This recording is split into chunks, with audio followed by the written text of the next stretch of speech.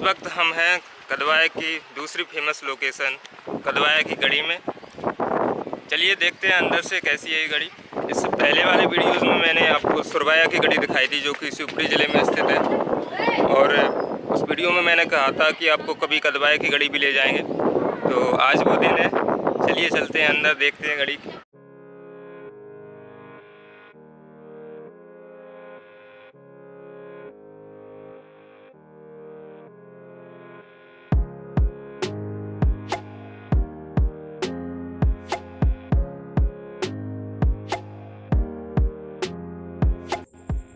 8वीं-9वीं शताब्दी में निर्मित यह मठ आज भी कदवाया कस्बे के बीचों बीच अपना अस्तित्व बनाए हुए है।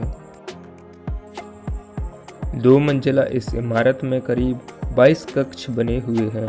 इस 1100 वर्ष प्राचीन मठ के प्रथम तल पर निर्माण के लिए बड़ी बड़ी शिलाखंड उपयोग में ली गई हैं तथा दूसरे तल के निर्माण में छोटे पत्थरों का प्रयोग किया गया है।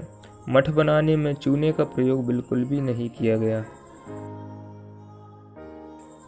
मठ के प्रथम तल पर बने कक्षों में शिष्यों को रखा जाता था और द्वितीय तल पर आचार्य रहते थे। इस मठ के 2 नियम बहुत सख्त थे। एक, यहाँ कोई भी स्त्री रात नहीं ठहर सकती थी तथा दूसरा, इस मठ में कोई भी खटिया या चारपाई पर नहीं सो सकता था। मठ के आसपास 1 मील की परिधि में बहुत से मंदिर बने हुए थे जिन्हें एक आचार्य के लिए समर्पित कर दिया गया था। मठ के समीप बने मंदिर को भूतेश्वर महादेव मंदिर के नाम से जाना जाता है, जो भूतेश्वर आचार्य को समर्पित था। कदवाया और आसपास से मिले शिलालेखों से करीब 14 आचार्यों के नाम प्राप्त हुए हैं। आज भी कदवाया मठ के आसपास 15 मंदिर बने हुए हैं, जो 8वीं शताब्दी से 11वीं शताब्दी के बीच प्रस्तर खंडों से निर्मित किए हुए हैं। समय के साथ साथ यहाँ के मठ और आचार्यों की प्रतिष्ठा बढ़ती गई और इन शैव मठों के अनेकानेक मंदिर और मठ इस क्षेत्र में बनते चले गए। कदवाया के पास रन्नौद, सुरवाया, महुआ, तेरही में भी मठ मंदिरों का निर्माण बलुआ पत्थर से किया गया। इन मठों का वैभव दूर दूर तक फैलता गया। बस यही प्रसिद्धि इन मठों के पराभव का कारण भी बनी। दिल्ली सल्तनत पर अलाउद्दीन खिलजी काबिज हुआ और उसने चंदेरी पर विजय प्राप्त करने के लिए मालवा के सेनापति एनुअल मुल्क को भेजा। उसने चंदेरी फतेह के दौरान जब कदवाया मठ के बारे में सुना, तब उसने कदवाया के मठ पर भी हमला किया और लूटपाट की। खूब धन दौलत लूटकर मंदिरों की मूर्तियां भी तोड़ी, जिससे इस मठ की प्रतिष्ठा को बहुत हानि हुई। मुगलों के समय कदवाया के मठ को गढ़ी यानी उपकिला बनाया गया। तब से इसका नाम कदवाया की गढ़ी हो गया। गढ़ी बनाकर मुगलों ने अपनी एक छावनी यहाँ स्थापित कर दी।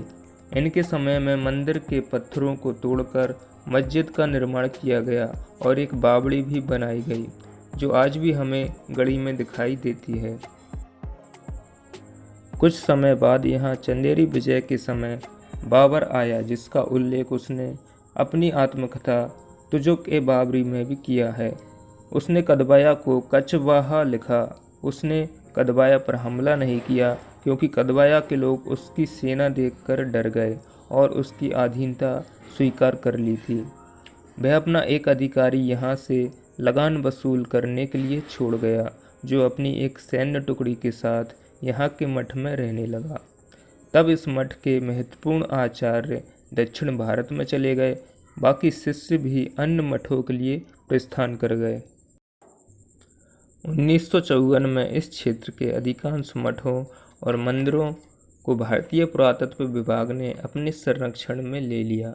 गुमनाम यह मठ और मंदिर आज भले ही अपनी पहचान खो रहे हों, लेकिन इनका अस्तित्व हमारी वैभवशाली धार्मिक संस्कृति, परंपरा और इतिहास की कहानी बयां करता प्रतीत होता है, जो हमें गौरवान्वित करता है।